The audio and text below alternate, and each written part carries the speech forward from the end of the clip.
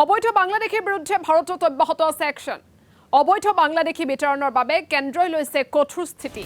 ইয়াৰ মাজতে সীমান্ত অতিক্ৰম কৰি ভাৰতত প্ৰৱেশৰ চেষ্টা বাংলাদেশীৰ। পশ্চিমবংগৰ কোচবিহাৰ জিলাৰ শীতলকুচি অঞ্চলত ভিৰ কৰিছে বাংলাদেশীয়ে। বৰ্ডাৰ গাৰ্ড বাংলাদেশৰ জোৱানে ভাৰতত প্ৰৱেশত সহায় কৰিছে বাংলাদেশীক। এই প্ৰচেষ্টাক প্ৰতিহত কৰিছে সীমান্ত সুৰক্ষা বাহিনীয়ে, যাৰ বাবে এতিয়া সীমাৰ সিপাৰে অসংখ্য বাংলাদেশীৰ ভিৰ। অনুৰূপ ঘটনা সংঘটিত হৈছে কোচবিহাৰৰ বাগডোগৰা ফুল কাদাবৰীতো।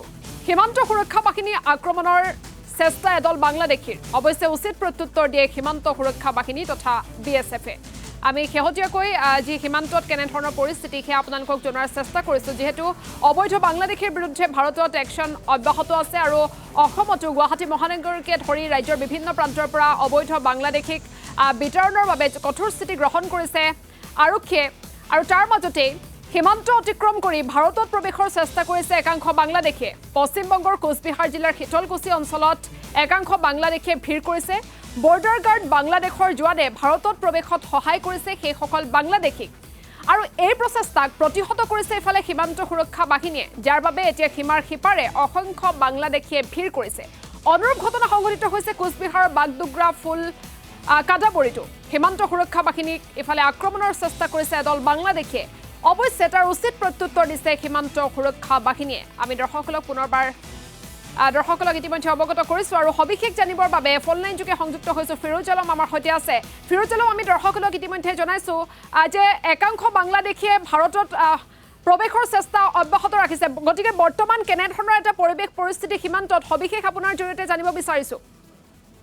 আশংকা ইফালে যদি আমি ক'বলৈ যাওঁ যে ভাৰতবৰ্ষত যি বাংলাদেশী নাগৰিক বিতৰণৰ ক্ষেত্ৰত কেন্দ্ৰীয় চৰকাৰে কঠোৰ স্থিতি গ্ৰহণ কৰিছে আৰু তাৰ প্ৰভাৱ অসমতো দেখিবলৈ পোৱা গৈছে। অসমৰ বিভিন্ন প্ৰান্তৰ লগতে আজি ধুবুৰী জিলাতো 22জনকে অবৈধ বাংলাদেশীক আটক কৰে আৰু ইহঁতক বৰ্তমান সোধপোছ অব্যাহত ৰাখিছে। আৰু তাৰ বিপৰীতে যদি আমি ক'বলৈ যাওঁ যে বাংলাদেশৰ একাধিক বাংলাদেশৰ নাগৰিকে পশ্চিমবংগৰ চুবুৰীয়া ৰাজ্য পশ্চিমবংগৰ একাধিক অঞ্চলেদি ভাৰতত প্ৰৱেশৰ চেষ্টা চলাইছে। যোৱা দুই তিন দিন ধৰি এই যি প্ৰচেষ্টা বাংলাদেশী নাগৰিকে অব্যাহত ৰাখিছে। আৰু এই ক্ষেত্ৰত BGB বাংলাদেশৰ যি বৰ্ডাৰ গাৰ্ড এই BGBও সহযোগ কৰাৰ এক গুৰুতৰ অভিযোগ উত্থাপিত হৈছে। আজি যি খবৰ সেই খবৰ অনুসৰি ধুবুৰী জিলাৰ যি ভাৰত বাংলাদেশ সীমান্ত, ধুবুৰী জিলাৰ পশ্চিমবংগৰ যি ভাৰত বাংলাদেশ সীমান্ত, কোচবিহাৰ জিলাৰ শীতলকুচি খলিচামিৰি অঞ্চল বুলি কোৱা হয়, তাত একাংশ বাংলাদেশী আজি ভিৰ কৰে পশ্চিমবংগত প্ৰৱেশৰ চেষ্টা চলাই। সীমান্ত সুৰক্ষা বাহিনীয়ে ইয়াক প্ৰত্যুত্তৰ দিয়ে আৰু এই বৰ্তমানলৈকে যি নাগৰিকসকল ভাৰতত প্ৰৱেশৰ চেষ্টা চলাইছিল এইসকল নাগৰিক সীমান্তত বাংলাদেশৰ ফালে এতিয়াও জুম পাতি আছে আৰু যিকোনো মুহূৰ্ততে ইহঁতে আকৌ প্ৰচেষ্টা চলাব পাৰে। আৰু এই ক্ষেত্ৰত যি BGBয়ে ইহঁতক সহযোগ কৰাৰ এক গুৰুতৰ অভিযোগ উত্থাপন হৈছে। আৰু দুদিন পূৰ্বে সোমবাৰৰ দিনাও এই কোচবিহাৰ জিলাৰ মেখলিগঞ্জ ব্লকৰ বাগডোগৰা ফুলকাদাবাৰী সীমান্ত ইয়াতো প্ৰচেষ্টা চলাইছিল একাংশ বাংলাদেশী আৰু ভাৰতত প্ৰৱেশৰ।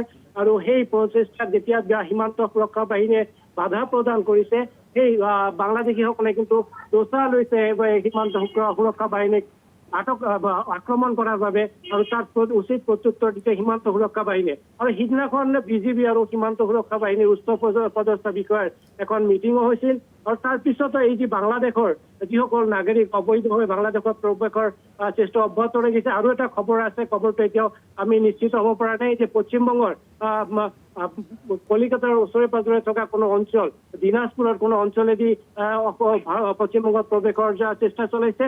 যদিও এতিয়ালৈকে আমাৰ হাতত এই বিষয়ে কোনো সঠিক তথ্য আহি পৰা নাই, কিন্তু মুঠতে আমি যিখিনি কথা ক'ব পাৰো যে বাংলাদেশী কিন্তু অহৰহভাৱে বাংলাদেশীয়ে ভাৰতত প্ৰৱেশৰ চেষ্টা চলাইছে। আৰু পশ্চিমবংগৰ যিফালে দিয়ে পশ্চিমবংগত প্ৰৱেশ নকৰক বাংলাদেশীয়ে তাৰ প্ৰভাৱ কিন্তু অসমত পৰিব। কাৰণ পশ্চিমবংগৰ পৰা অসমত যাতায়াতৰ যিকেইটা মই অঞ্চলৰ কথা উল্লেখ কৰিছো 1 পৰা 1.5 ঘণ্টা সময় লাগে অসমত প্ৰৱেশ কৰিবলৈ। আৰু যদি ভিতৰে যদি সেই পথ অনুসৰণ কৰি অসমত প্ৰৱেশ কৰে 45 মিনিটৰ পৰা 1 ঘণ্টা সময় লাগিব অসমত প্ৰৱেশ কৰিবলৈ। আৰু ইয়াৰ যি ভয়াৱহ পৰিস্থিতি যিটো আমি পূৰ্বতে দেখিবলৈ পাইছো আৰু আগন্তুক সময়তো আমি দেখিবলৈ পাওঁ, বাংলাদেশ চৰকাৰৰ যেতিয়া পতন ঘটাৰ পাছত তেতিয়া কিন্তু এটা কথা আমি বাৰে বাৰে উল্লেখ কৰিছো যে এই যি সকল ঘটনা, এই সকল ঘটনা কিন্তু কেমেৰাত বন্দী হোৱা ঘটনা। আচলতে পশ্চিমবংগ আৰু অসমৰ এনেকুৱা বহু অঞ্চল আছে যি অঞ্চলেদি বাংলাদেশীয়ে অসমত প্ৰৱেশ কৰি আছে, আৰু যিসমূহ বাংলাদেশীয়ে চুৰি বা যিকোনো প্ৰকাৰে অসমত প্ৰৱেশ কৰি আছে গোপন পথেৰে, এই বাংলাদেশীসকলৰ উদ্দেশ্য আচলতে ভাল নহয়। কিন্তু এই বাংলাদেশীসকলৰ ভিতৰত যে কোনো মৌলবাদী জড়িত হৈ থকা নাই, তাৰ কোনো নিশ্চয়তা নাই। হয়, ফিৰোজ আলম, আপোনাক এই মুহূৰ্তত ধন্যবাদ জ্ঞাপন কৰিছো আপুনি শেহতীয়া তথ্য জনোৱাৰ বাবে। আৰু আমি দৰ্শকসকলক পুনৰবাৰ জনাইছো, যিটো সময়ত আচলতে ভাৰত চৰকাৰ যথেষ্ট কঠোৰ হৈছে বাংলাদেশী বিতৰণৰ ক্ষেত্ৰত, আৰু ৰাজ্যৰ বিভিন্ন প্ৰান্তৰ পৰা যিহেতু বাংলাদেশীক চিনাক্ত কৰি তেওঁলোকক ডিটেনশ্যন কেম্পলৈ প্ৰেৰণ কৰা হৈছে, কিছু সংখ্যকক বাংলাদেশলৈ প্ৰেৰণৰ ব্যৱস্থা কৰা হৈছে। গতিকে তেনে সময়তেই পুনৰ কিছু বাংলাদেশী নাগৰিকে ভাৰতত প্ৰৱেশৰ চেষ্টা চলাইছে, অসমত প্ৰৱেশৰ চেষ্টা চলাইছে। সেই দৃশ্যাংশ আমি ইতিমধ্যে আপোনালোকক দেখুৱাইছোঁ, আৰু এই কথাই নিশ্চয়কৈ চিন্তিত কৰি তুলিছে সকলোকে। এরা তো ওই যে বাংলাদেশি ভারতে আইসে ওই বাংলাদেশে বিজেপি আমরা ভারতে পাঠাই দিল। হ্যাঁ, ওদের এই লোকগুলোকে মারছে তো, বিজেপি মাইরা এইদিকে ভাগাই দিছে, বলছে তোমরা এই গেট দিয়ে পাঠাইছো, এই গেটে চলে যাও। আচ্ছা, মানে আপনারা কি জানেন যারা ওপারে আছে তারা তো বাংলাদেশি? হ্যাঁ, এপারে পাঠানোর কেন চেষ্টা করছে বিজেপি? ওইটাই তো বোঝা যাচ্ছে না এখন। মানে বিজেপি কি দাবি করছে ওরা ভারতীয়? হ্যাঁ, এই যে ঘটনা, এই ঘটনায় কি আপনাদের মধ্যে আতঙ্ক রয়েছে? আতঙ্ক তো থাকবেই। আমরা কাজ করতে পারতেছি না, ওই দিক থেকে চলে আসলাম। রাজ্যের লোক ভুট্টা আছে, হ্যাঁ, ভুট্টা খেতে আমরা ভুট্টা ছিটতে আছে। কি নাম আপনার? আমার নাম কনক বসা। যখন বিএসএফ আপনাদের বের করে দিল, বিএসএফ কিছু বলেছে আপনাদের? না, কিচ্ছু